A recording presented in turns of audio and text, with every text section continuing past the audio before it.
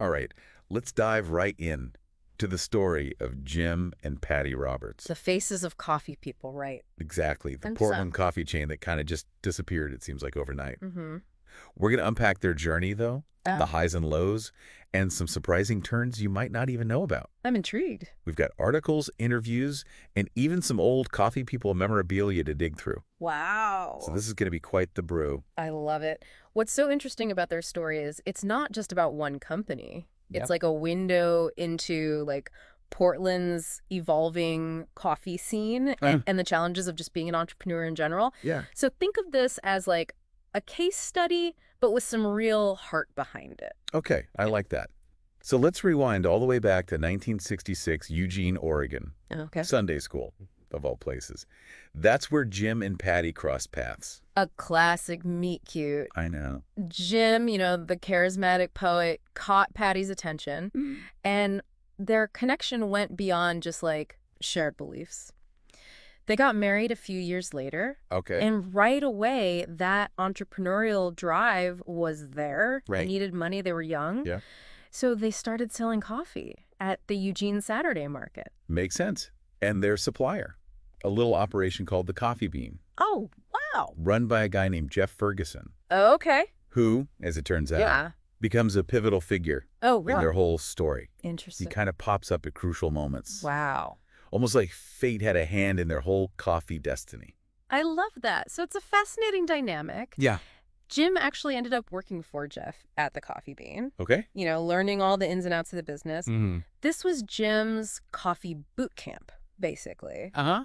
And it sparked a passion that Yeah. would shape his whole life. So when the Coffee Bean went bankrupt, Oh, no. it wasn't just a business closing. Yeah. It was an opportunity. Oh. Jim and Patty, with the two kids at this point, What? took a huge leap, and they bought one of the Coffee Bean locations in Portland.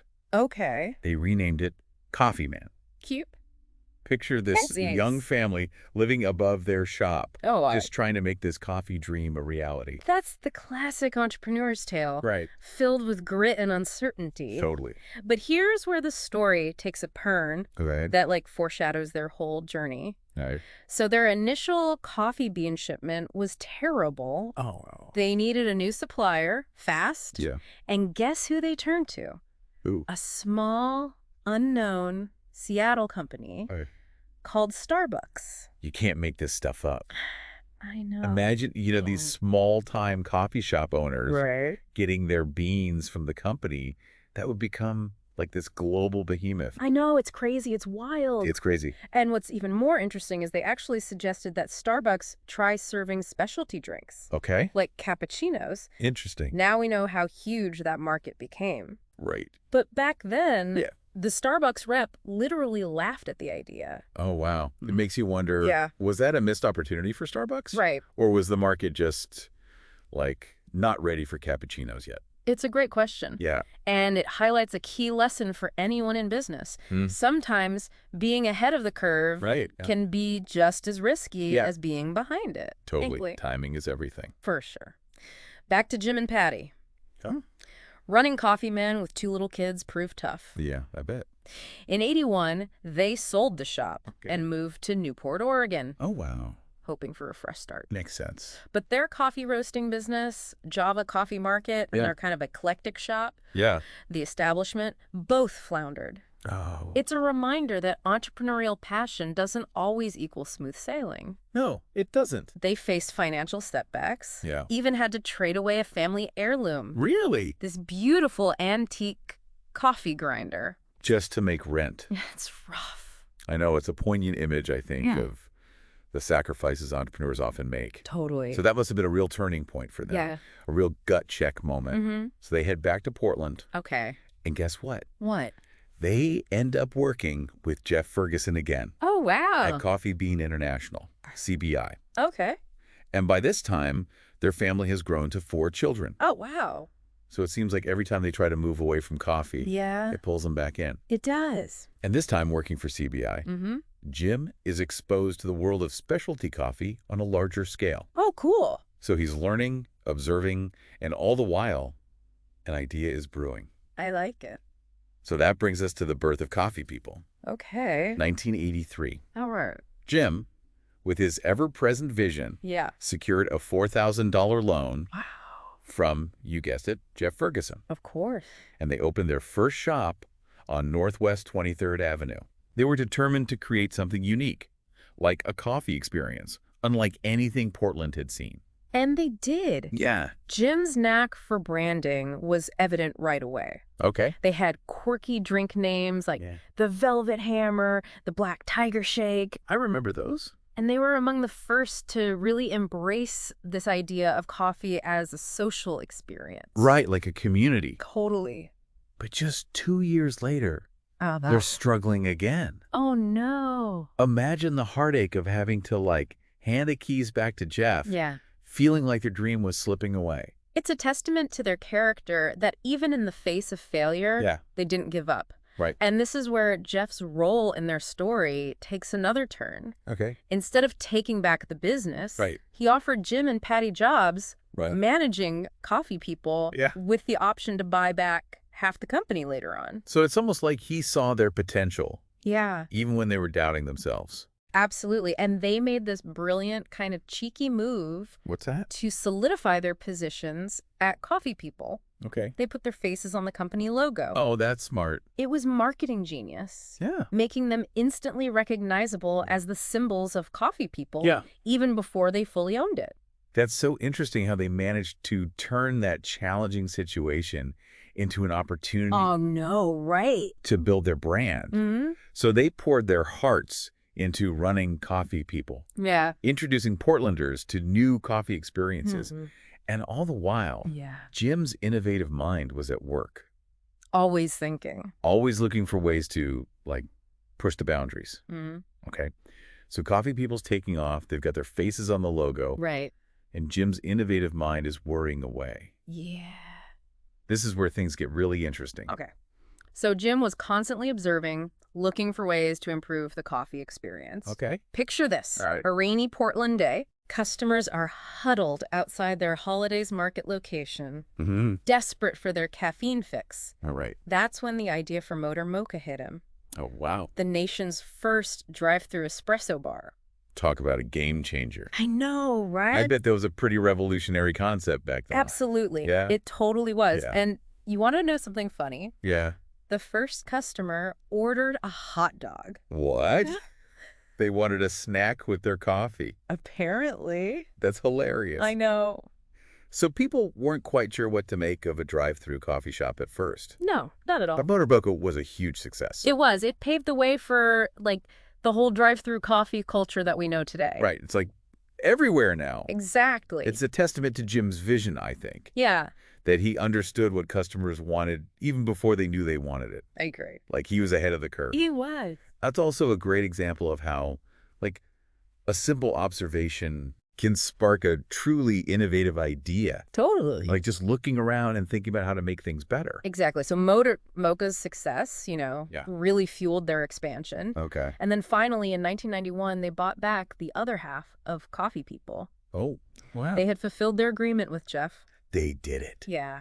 They were on top of the world. They were. Expanding into the Portland International Airport. Yeah. Their collectible road tour mugs were a local phenomenon. I know. But by the mid-90s, Yeah. they set their sights on a much bigger prize. Oh. Taking on Starbucks at a national level. Wow. Ambitious. Ambitious, to say the least. Yeah. Going head-to-head with the coffee giant must have been a daunting prospect. It must have been. What was their strategy? So they brought in Taylor Devine. Okay. He was a seasoned executive who had led the national expansions of Blockbuster Video and Mrs. Fields Cookies. We have big names. I know, right? Yeah. So they held their IPO on NASDAQ in 1996. Okay. They raised millions to fuel their growth. Wow, so everything seemed to be lining up. It did. For a major success story. It seems like it. But this is where their journey takes another unexpected turn. Yeah, Things didn't go quite as planned, did they? So the national expansion proved to be much more challenging than they anticipated. In what way? Costs were soaring. Okay. Competition was fierce. Yeah.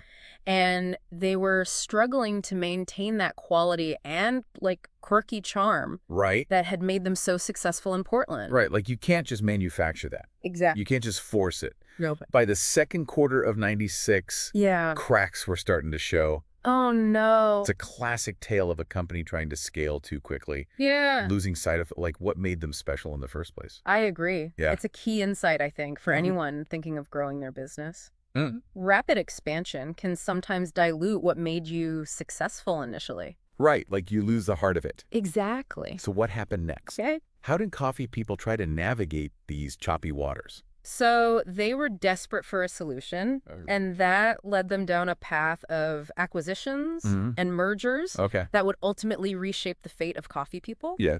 Enter Second Cup, Okay. Canada's largest coffee chain at the time. Oh, wow. I didn't know that. Yeah, they were eager to enter the U.S. market, and they saw an opportunity in coffee people, along with another American coffee retailer, Gloria Jeans. Interesting. So they initiated a reverse merger, essentially acquiring both companies. A reverse merger. Yeah. Sounds complicated. It is. Did this Canadian takeover, like, breathe new life into coffee people? Unfortunately, no. Okay. Second Cup struggled to, like, integrate their new acquisitions. Okay. The different brands clashed. Right. And the unique identity of coffee people started to fade. Oh, no. Yeah, and within a year. Wow, that's fast. I know. Second Cup decided to sell both Coffee People and Gloria Jeans to Diedrich Coffee. Another new owner, another shakeup. Yeah. Did Diedrich manage to turn things around? So they tried, Okay. but they made a crucial mistake. What was that? They kept the Coffee People name on the storefronts, Okay. but they started serving Diedrich coffee in Diedrich-labeled cups. That's confusing. It was a confusing move that really alienated loyal Coffee People customers. Right, because it's like false advertising almost. Totally. Imagine going to your favorite band's concert and hearing them play someone else's music. Exactly. It just doesn't feel right. It just feels wrong. So it's almost like they were trying to erase the Coffee People legacy. Yeah, kind of. How did Jim and Patty react to all this? It was the final straw for them. They had poured their hearts and souls into building Coffee People, and now it was being stripped of its identity. Yeah, it's like their baby was being taken away from them. Exactly. So in 1998, they made the difficult decision to leave the company they had created. Wow. That must have been heartbreaking for them. It must have been. Yeah, to see their dream kind of slipping away like that. Yeah. What did they do next? Were they free to start another coffee venture right away? Not quite. Oh. They were bound by a 5-year non-compete agreement. Oh, so they couldn't do anything with coffee? Yeah, they had to watch from the sidelines. Wow. As Diedrich continued to struggle with Coffee People. Okay. And this is where that common misconception about Starbucks comes in. Right. A lot of people believe that Starbucks bought Coffee People outright. Yeah. But that's not the whole story. No, it's a little more complicated. Okay. So Diedrich eventually sold the Coffee People brand to Green Mountain Coffee. Oh, wow. Okay. Company known for Keurig K-Cups. Right. Single-serve coffee. Exactly. And Green Mountain wasn't interested in running coffee shops. Okay. So they closed all the remaining Coffee People locations. So what happened to all those prime drive-through locations? Yeah. That Coffee People had pioneered. Right. That's where Starbucks comes in, right? Exactly. Right. Starbucks, always strategically savvy, swooped in and took over the leases of many former Coffee People drive-thrus. So that's why everyone thinks they bought it. Yeah, it led to this widespread but inaccurate belief that they had bought Coffee People. It's a fascinating example of how business maneuvers can be, like, misinterpreted. Totally, leading to this persistent myth. Right. So while Starbucks benefited from Coffee People's legacy, They did. Jim and Patty's creation was essentially wiped off the map. Yeah, sad. What did they do during those 5 years? Okay. So they couldn't work with coffee. Jim, always a man of diverse interests, decided to pursue another culinary passion. Okay, which is? Barbecue. Barbecue. From hippie cookies to smoked brisket. I know, right? That's quite a shift. It is. What was it about barbecue that captured Jim's imagination? So he was passionate about good food. Okay. And he approached barbecue with that same meticulous attention to detail that he had brought to coffee. Okay, interesting. He traveled to Texas, Wow. learned from the best pit masters, Cool. even acquired this massive traditional wood-fired pit. Wow, he was all in. It was. But it wasn't exactly a smooth ride, was it? Unfortunately, no. What happened? Despite rave reviews for the food, Okay. they faced a series of setbacks, Like equipment failures, Okay. the economic downturn after 9/11, Oh, right, yeah. and the challenges of just running a labor-intensive restaurant. Yeah, I bet. They poured their hearts and savings into it, Wow. but it ultimately proved unsustainable. Another dream dashed. Yeah. It's remarkable how they managed to, pick themselves up after each setback. They're resilient. Yeah, they were. What happened after they closed the barbecue restaurant? Yeah. Did they finally return to their coffee roots? They did. It's really quite remarkable. They went back to coffee. Yeah. By 2002, Okay. they opened Jim and Patty's Coffee Oh, wow. Well, with the help of a tax return. oh, wow. Yeah, it was a smaller, Okay. more intimate setting than Coffee People, Right. but it still had that same, warm, welcoming vibe Yeah. that they were known for. It sounds like a true passion project, you know? Totally. A chance to reconnect with their roots Mm. and share their love of coffee on their own terms. Exactly. And this time, Yeah. it was a true family affair. Oh, that's great. All 4 of their children got involved, Oh, wow. each bringing their unique skills to the table. That's awesome. Saul handled the design and operations. Okay. Patrick became like a master barista. Cool. Myra, the talented baker, Mm-hmm. started selling her tie-dye creations there. Oh, wow. So they're all in the... It was this beautiful blend of family and business. I love that. And then there's that heartwarming story Yes. about their son Saul recovering the antique coffee grinder I know, right? that Jim had to trade away for rent. Back in Newport, Oh, it's like a symbol of their journey coming full circle. It is. Yeah, I love that story. It's a testament to the enduring power of Mhm. family history Yeah. and just the sentimental value Right. that we attach to those objects, Oh, like yeah. witnessed, like Yeah. our struggles For struggles. and our triumphs. Yeah, that's really cool. So Jim and Patty's Coffee was a success. They did pretty well for a while. Oh, The yeah. community really embraced them. Oh, that's great. They won awards, Cool. expanded to 4 locations, Wow. Okay. and even had a 5th location open Wow. under independent ownership, Oh, carrying on their legacy in a new neighborhood. that's amazing. But their story takes another heartbreaking turn. Oh, no. What happened? In 2006, their son, Henry, took his own life Oh, wow. after battling some personal demons. Oh, that's awful. Yeah. It's hard to imagine Yeah. how they coped with such a profound loss Yeah. while trying to keep their business afloat. It is. And this is where you see the true spirit of community shine through. Yeah. How so? Their regular customers, heartbroken for the family, Yeah. stepped up to run the shop, Wow. donating all the proceeds to help them grieve. Oh, that's so nice. It's a powerful reminder, I think, Yeah. that even in the darkest of times, Yeah. human connection and compassion can provide solace and support. Absolutely. It's a testament to the relationships Jim and Patty had cultivated over the years, Totally. the genuine bonds they formed with their customers and community. It really is. So they weathered that storm. Yeah. But sadly, Yeah. more challenges lay ahead. As the years went by, Jim's health deteriorated. Oh, He suffered multiple heart attacks, Oh, no. but remained as involved in the business as he could. Wow, so he was a fighter. He was. He Mm. was working from home while Patty cared for him. Oh, Even in the face of adversity, that entrepreneurial spirit never faded. yeah, he never gave up. Never. He passed away from congestive heart failure in 2023 Yeah. at the age of 74. It's a reminder that life throws curveballs, It does. even when you've faced more than your fair share. Right. Yeah. Did Patty and the children manage to keep Jim and Patty's Coffee going?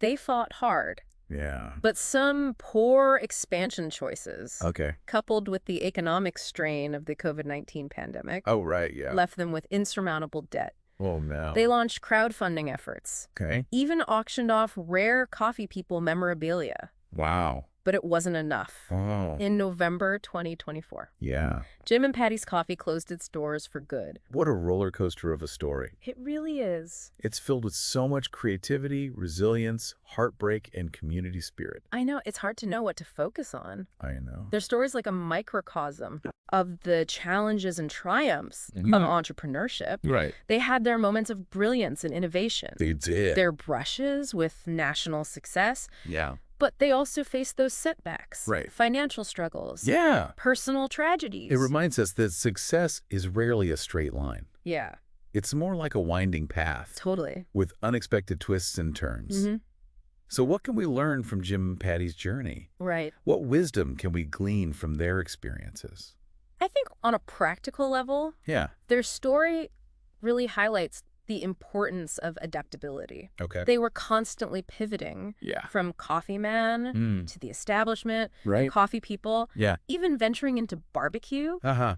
They were never afraid to try new things or Yeah. adjust their course when necessary. Right. It's a valuable lesson It is. for any entrepreneur. Yeah. Being wedded to a single idea Yeah. can sometimes blind you to new opportunities Totally. or the need to change direction. Exactly. Their story also underscores the importance of community. In what way? They built genuine connections with their customers, their staff, Yeah. and their suppliers. Right. And those relationships provided support during those difficult times Totally. Yeah. and ultimately contributed to their lasting impact Yeah. on Portland's coffee culture. Yeah. It's a reminder that business isn't just about transactions. Yeah, It's about building relationships and fostering a sense of belonging. I agree. And while their physical coffee shops may be gone, Right. their legacy lives on. It does, Right. absolutely. Yeah. Their spirit of innovation, Hmm. their commitment to quality, Yeah. and just their genuine warmth Hmm. continue to inspire those who knew them Yeah. and those who are just discovering their story. Right. Myra's tie-dye business, Yes. Tender Heart Tie-Dyes, Sure. is Yeah. a testament to the entrepreneurial spirit that runs in that family. And that independently owned Jim and Patty's coffee location Yeah. is a reminder that their vision resonated far beyond their own involvement. I think so. Yeah. So as we wrap up this deep dive, Yeah. I'm left with a sense of admiration for Jim and Patty. Me too. They were true pioneers, We were. not just in Portland's coffee scene, You're right. but in the way they approached life and business. I agree. They faced adversity with grace and determination, Mhm. always striving to create something special, Yeah. something that brought people together. I agree. Their story is a testament to the power of human connection, Yeah. the importance of following your passions, Right. and the resilience of the human spirit. For sure. They may not have built a coffee empire that lasted, Right. but they left an indelible mark They did. on their community Yeah. and on everyone who had the pleasure of experiencing Mm-hmm. their unique brand of coffee and kindness. And that's something worth savoring, isn't it? It is. So as you go about your day, think about what elements of Jim and Patty's story resonate with you. What lessons about entrepreneurship, community, or resilience Right. can you apply to your own life? Yeah.